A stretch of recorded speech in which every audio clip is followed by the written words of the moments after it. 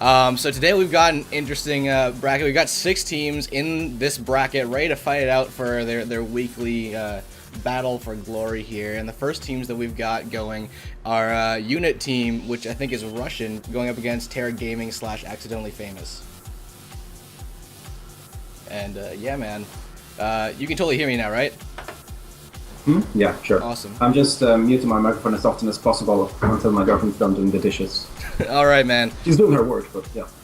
Well, we're gonna jump right into the game and check out what's going on. So we've got Tera Gaming here on the blue side, and on the red side we've got actually it's flipped. Unit is on blue and Tera is on red. So I'll just flip that right now. Helseth, if you want to just start introducing the players.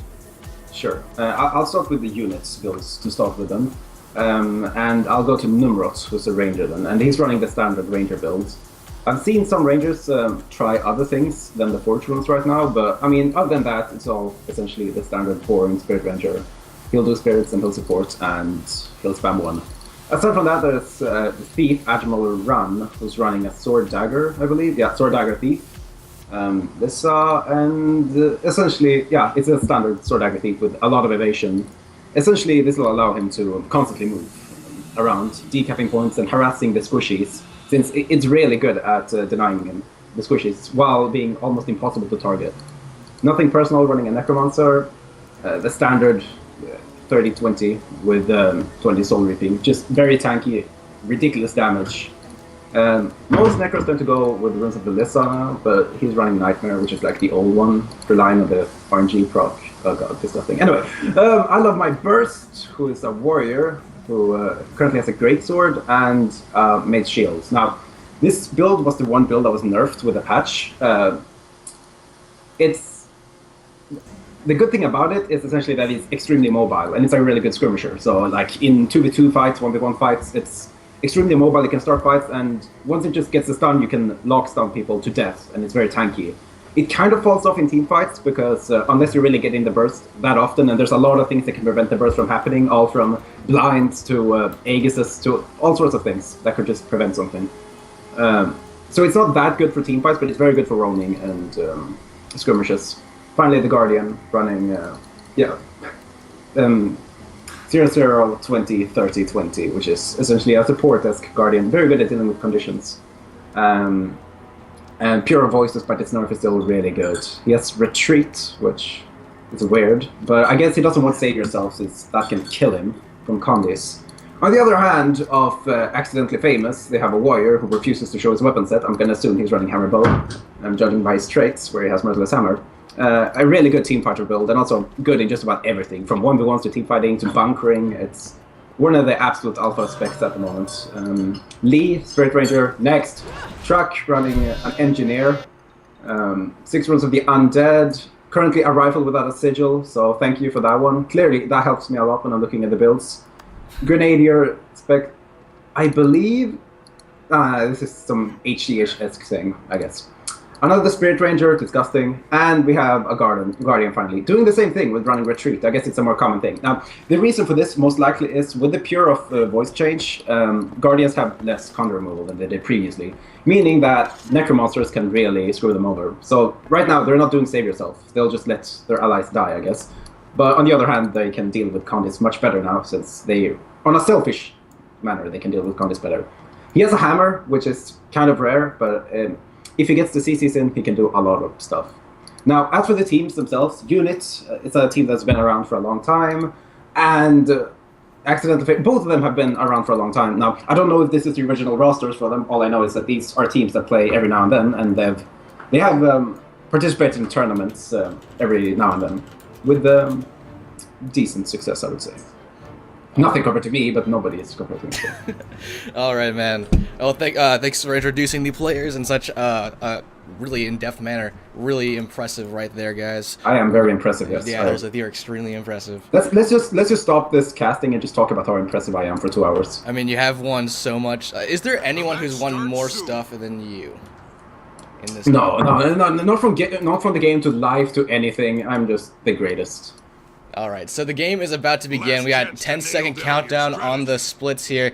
Immediately stacking up, we see Admiral Ron going towards that beach gate on the side of Unit there. No one doing that immediately from the side of Accidentally Famous. So we're about to see what comes out of these guys as they sort of come out of the gate here. I'm in with I Love My Burst, the Warrior. He's going to start running over towards mine, and he's going to be met up with another two-person team here from the side of Accidentally Famous here. The Warrior goes in on him. He's going to go straight past him and onto the point here, man. Yeah, this 2-on-2 that start actually it'll be a 3-on-2 now. This 3-on-2 is I mean it's obviously in the favor of the team that's 3, but they don't really have an ideal like they're more, right? They're 3, but they have tanky characters versus 2 semi-tanks. So while they're gonna win mine, it's gonna take quite some time, and during that time they also have their squishies dealing with mid. So this is actually not an ideal split, and they kind of realized that and sent their Guardian back to mid, but you know, too little too late perhaps, as mid is in a dangerous spot. That's right. Of course, the team Unit actually is the only one that has a capture point in the beginning of the game. It's kind of crucial to get your home there. With this split, they have I Love My Burst finally coming off of the mine, which allows Dinda Renga over here to sort of get that mine point as everything starts sort of cycling back to the mid. We're seeing Admiral Ron coming up as well, and it looks like I'm going to see Unit taking a little bit of a lead here as we go into the mid fight that's beginning to ramp up. While they have the leading points, I'd still, right now, I'd still prefer the position of Units. Even though they look kind of low in team fights, they should theoretically have an advantage because they didn't invest as many players. Never mind, they have a Ranger standing in the middle of nowhere doing nothing. Okay, they're in a bad position. Yeah, man. I'm following Pona, my Evier over here, the Guardian from the side of Unit, being chased down by Tera's Awu, and actually it kind of just branches off. He's going to go ahead, heal up before he gets back in the fight, and it looks like Admiral Ron is being chased down by the side of Accidentally Famous Tera Gaming here.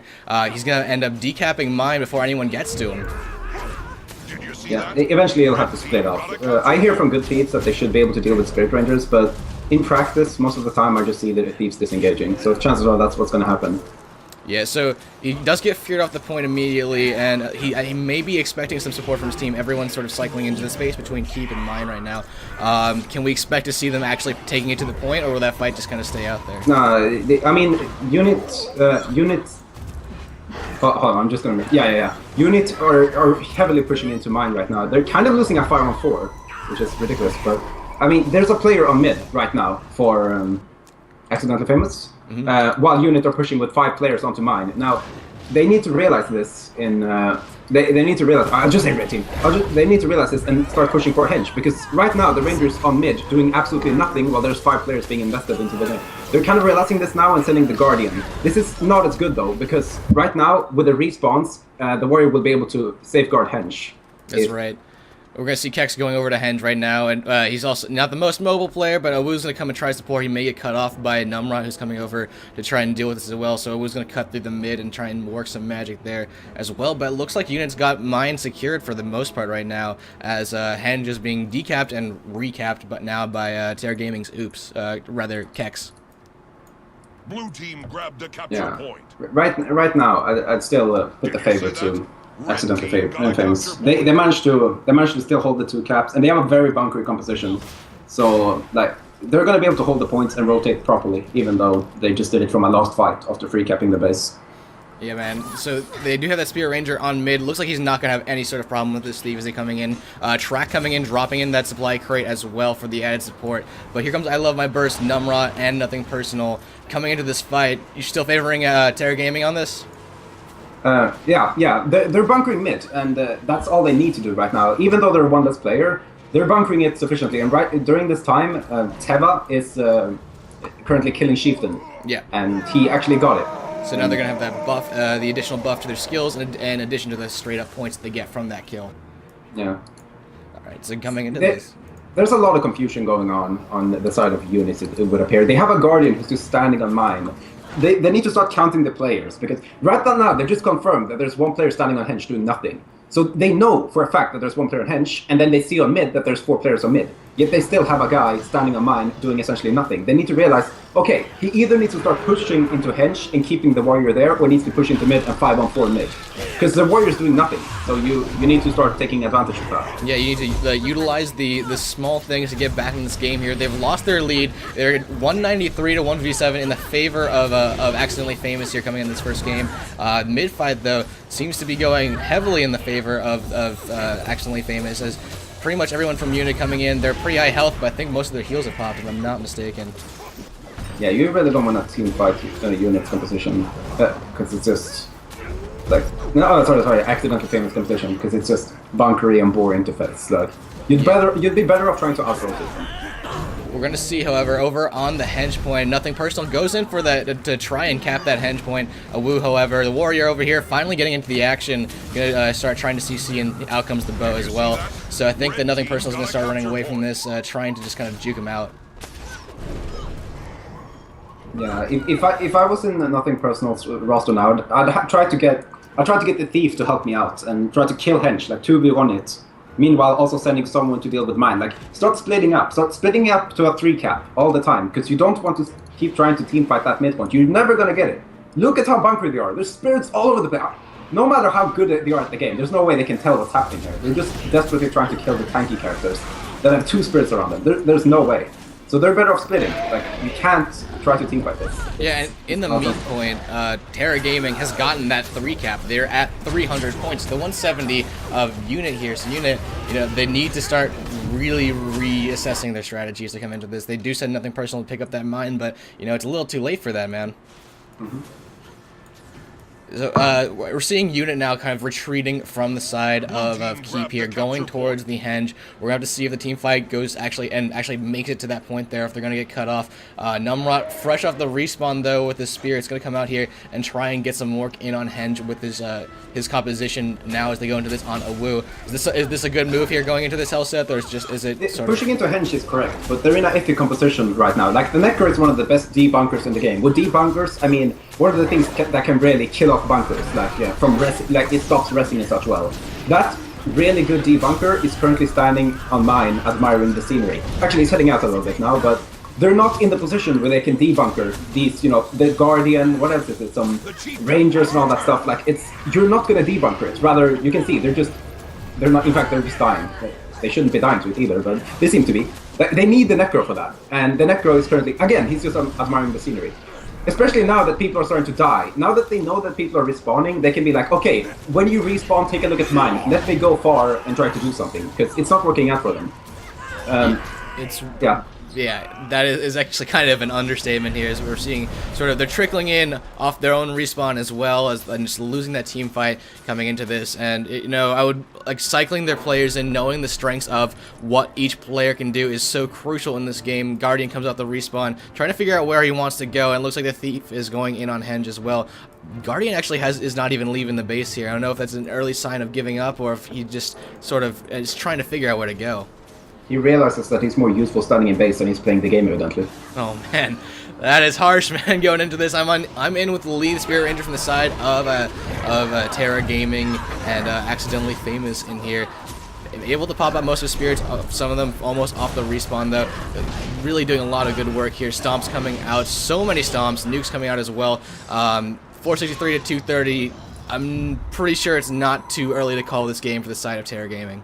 No. Right, so I looked a little deeper into their composition, and basically the idea that Accidentally Famous is running for is they put all their bunkers where the enemies are, and then you have one HDH engine just standing at the top of it and spamming its grenades. And eventually you will die to the grenades. You don't really have a choice. Like, that's just how it works. So in that event, like, they're in this really good position, this comfortable position, where they have bunkers on point. Like, even if they die, they won't wipe, right? So they'll keep sending people in. Meanwhile, if the enemy dies to an HDH probably has the most downstate damage in the game. So if you go down to that, chances are you're dead. Now, there are many ways you can try to counterplay this. One is to try to kill the HDH. I saw that he was hardly ever targeted during the game. This would be by having your Sword Dagger Thief training really heavily. Or you could start just completely trying to split up. I would go for the splitting. Because, like, the problem is, the second the enemy gets the 2 cap with this composition, this disgusting bunkery composition, they will never die. Also, it's not HGH as in the might stacking build with the Grenadier. Same thing, Jace. Right. But, So coming into this next game, what sort of can Unit do to come back in? what can they do? Well, I just mentioned it. Yeah. Thank you for paying attention. Anyway, so as like either they split better, Right. or they have their sword dagger train the Grenadier, or they give up. I think giving up would be a really cool move. They should try. Oh man, no, I disagree. You know, never give up, never surrender. But I do kind of agree. The communication, being able to call out rather that engineer is going to be extremely crucial for this, and also just cycling. And we're gonna go right into the next game, guys. Actually, as we go into this.